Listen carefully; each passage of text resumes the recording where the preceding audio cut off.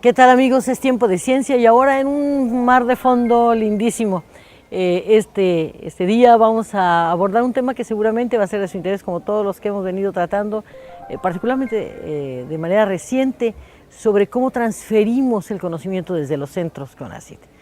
Esta noche tengo un invitado muy especial, el doctor Antonio Lascano, de Comimsa. Y primero, hablar un poco de la corporación, doctor. No, con mucho gusto. Antes que nada, encantado de estar aquí con ustedes en este ambiente maravilloso. Comimsa es uno de los centros del sistema tecnológico del CONACYT. Nos encontramos en Saltillo, Coahuila, el corporativo. Tenemos 7 unidades en el país. Y somos la Corporación Mexicana de Investigación en Materiales. La característica esencial de Comimsa dentro de todo el sistema de centros públicos de investigación es que somos el único centro que tiene la figura jurídica de sociedad anónima de capital variable. Somos la única entidad dentro de los centros públicos de investigación que somos autosustentables. ¿Qué quiero decir? No tenemos presupuesto federal, tenemos que generar nuestros propios recursos. Y eso, bueno, ha hecho, acorde al tema que tocaremos el día de hoy, que tengamos que transferir el conocimiento a los diferentes sectores en los que actuamos para obtener recursos y cerrar un círculo virtuoso entre lo que es la investigación científica, generación de conocimiento, el empaquetamiento de mediante tecnologías y lo fundamental, la transferencia de esto. Se dice que tecnología que no se vende no es tecnología y en Comimsa estamos casados con esto. Doctor, qué bien que hace este último apunte, porque entender la innovación, que es uno de los grandes temas que ahora trae México y trae América Latina, como una de las posibles únicas vías del desarrollo, está en este binomio, la ciencia, la empresa, la academia siendo una importante estrategia de abordaje para el desarrollo, palanca del desarrollo. Pero para que sea innovación tiene que estar ya en el mercado, tiene que ser para el mercado. ¿Cómo han avanzado en un tema que también era ya un largo tema rezagado, las patentes? Sí, la verdad es que, como bien lo indicas, las patentes es un tema aparte. Para que verdaderamente podamos comercializar el conocimiento, primero tenemos que apropiarnos del mismo, y la forma de apropiarte, como a ti una factura te garantiza que algún mueble es tuyo, bueno, pues a nivel científico y tecnológico una patente es quien te hace propietario de ese conocimiento para generar verdaderamente riqueza y divisas para ti o para la institución para la cual trabajas mediante esa transferencia del conocimiento. En México es uno de los indicadores que por muchos años hemos tenido abajo. La verdad es que en los últimos años hemos tenido registros entre 14,000 a 16,000 patentes, pero lo triste es que de estas 14,000, de 15,000 del año pasado, únicamente el 7% son de mexicanos. ¿Qué quiere decir? Que no tenemos ni la cultura de proteger el conocimiento. Eso es básico para el siguiente paso, que es transferirlo. Esto me lleva a una primera gran pregunta, es decir, están seguramente muchos de los descubrimientos, aportaciones tecnológicas ahí, pero no han encontrado salida, es decir, no han emergido porque no hay una cultura sobre esto que es la patente. ¿En qué ha aportado el Estado recientemente para que esto se destrabe? Es decir, ¿cuál es el aliento del Estado sobre este tema, doctor? Yo creo que es un punto fundamental y ha sido tan pertinente que se encuentra ya dentro de una política pública a nivel nacional en la parte de ciencia y tecnología.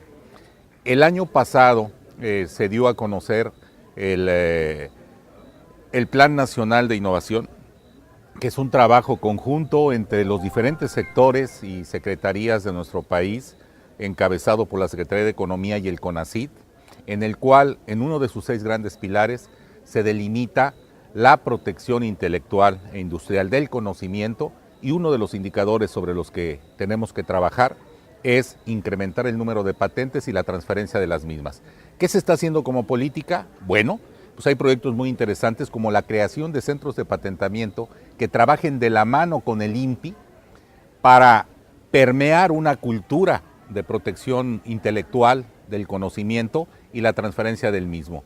Hubo un fondo muy importante que manejamos el año pasado dentro del CONACYT, en donde pudimos certificar a 9 centros públicos de investigación del CONACYT, está como centros de patentamiento.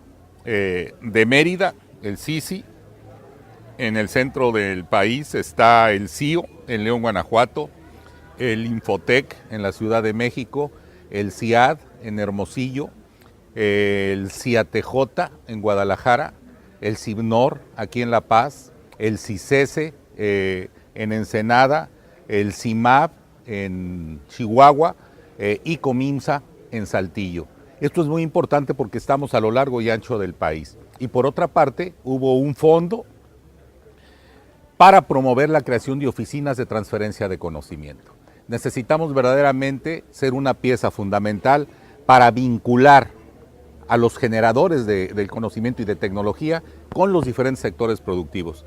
Y la Secretaría de Economía, junto con el CONACYT, certificaron el año pasado 19 instituciones públicas y centros de investigación con esta característica, que yo creo que van a ser la base para nuclear posteriormente más instituciones de este tipo y poder verdaderamente facilitar esta carretera para llevar el conocimiento mediante tecnología a diferentes sectores, porque como bien lo indicas, para considerar una innovación, sobre todo desde el punto de vista tecnológico, es generación de riqueza.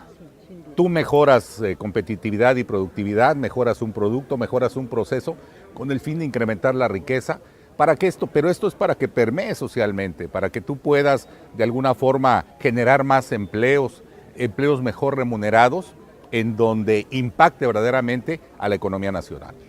Doctor, en este sentido, estamos pensando que desde el sistema de centros públicos de investigación CONACYT, hemos logrado crear un modelo para impulsar las patentes, para transferir, de suerte que estos puedan darle servicios a universidades, a otros institutos. ¿Es así, doctor? Esa es la idea. O sea, estos centros de patentamiento no son únicamente trabajar para el interior de las instituciones. No, nos tenemos que abrir y tenemos que ser facilitadores de universidades, de empresas, y no únicamente grandes empresas, sino de la pequeña a la mediana empresa, para verdaderamente potenciar lo que se está haciendo, potenciar el conocimiento que muchos de ellos tienen y que no tienen idea de que lo pueden proteger y pueden incrementar y comercializar el desarrollo que han tenido. Entonces hay que empezar desde crear un portafolio básico de todas estas partes intelectuales para trabajar prácticamente con la sociedad en ese sentido. Ya casi para despedirnos y no abusar más de su tiempo, doctor. Esto me trae a un último e importante asunto. Pareciera ser que trabajar en el ámbito de lo científico estaba absolutamente reñido con los dineros, y entre ellos con los ingresos que un investigador ya, dijéramos, soportado en su investigación por el sistema o el Estado mexicano, no podría tener ninguna regalía en el asunto, y por tanto tampoco le empujaba mucho a que su patente fluya. Claro. Ha cambiado, esto ha cambiado. Sí, yo creo que la percepción del sistema científico es diferente. Yo creo que queda claro que tenemos que generar conocimiento para impactar de forma positiva a nuestra sociedad, y esto no únicamente se da transfiriéndolo. Lo hemos visto de forma muy clara en la parte, por ejemplo, médica, en donde verdaderamente ha habido avances muy importantes, en la parte de comunicación, donde efectivamente vemos que lo que se está generando está saliendo, la mayoría por firmas internacionales, que son quienes adquieren este conocimiento para transferirlo y generar riqueza. Creo que estamos claros de que si trabajamos en conjunto como sistema, como lo estamos haciendo en el sistema de centros públicos de investigación, en donde tengamos la capacidad de hacer sinergia entre todos los centros para que ese conocimiento que se está generando lo podamos empaquetar tecnológicamente y lo podamos transferir mediante diferentes medios como son los fondos a nivel nacional que se están generando como política. Creo que muy pronto vamos a detonar esto, y ahí es donde he sentido que la percepción del investigador científico para que su conocimiento verdaderamente sea llevado a nuestra sociedad como casos de éxito, está cambiando esa percepción, y ahora tenemos que entender más la parte comercial y la parte de transacción del conocimiento de una manera importante para nuestro sistema. Doctor, cuánto agradezco su tiempo en medio de una agenda apretada que sé que tienen los directores ahora en esta visita a la ciudad de La Paz, y será muy importante para nosotros constatar que en el corto plazo yo creo que hay un horizonte alentador, sí, y con metas que nos gustaría nos platicara en otra ocasión, cómo piensan remontarlas. Con mucho gusto, encantado de haber platicado hoy con ustedes y sigo a sus órdenes. Gracias, doctor. Muchísimas gracias a usted. Recuerde, este es el espacio para reflexionar sobre la ciencia y sus actores. Este es el tiempo de ciencia. Muchísimas gracias. El CIPNOR en cápsula. Diversas especies de bivalvos como almejas, ostiones y mejillones son comercialmente importantes como alimento en todo el mundo. Su calidad nutrimental es fuente de ácidos grasos y elementos químicos esenciales como el calcio y el hierro, de ciertas vitaminas como niacina, tiamina y riboflavina, y su alto contenido de proteína, aunado a su bajo precio, hacen que estos organismos sean parte de la dieta de un gran sector de la población. Por ejemplo, en mejillones marinos se ha reportado contenido de hasta el 60% de proteína. Otra característica interesante de estos organismos es que, contrariamente al camarón, tienen bajos niveles de colesterol. Las almejas y los ostiones son fuente importante de elementos químicos esenciales, pero dejemos que sea la doctora Lía Méndez Rodríguez, investigadora del CIPNOR, quien nos platique ¿qué diferencia tienen estos con los metales pesados?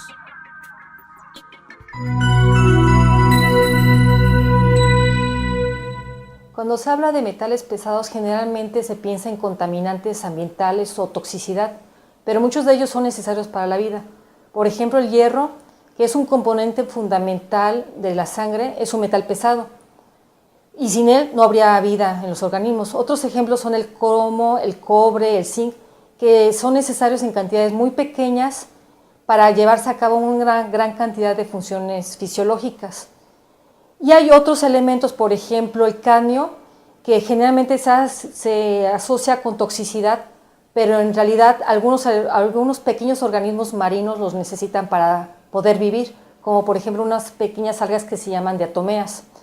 Y hay otros metales pesados que siempre son asociados con efectos nocivos, como es el mercurio y el plomo.